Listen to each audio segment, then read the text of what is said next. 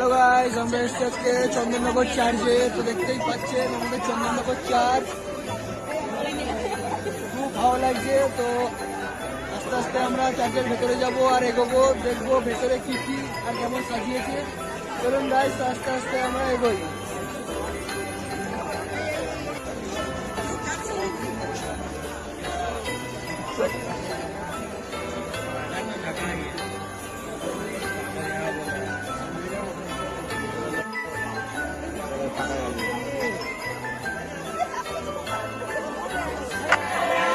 তো গাইস, আমরা চলে এলাম চার্চের ভেতরে।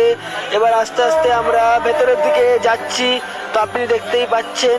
তো আরো ভেতর দিকে যাব, এগোবো, দেখবো ভেতরে দেখার মতো আরো কি কি কত সুন্দর সুন্দর জিনিস আছে। চলুন তো আমরা ভেতরে আসি।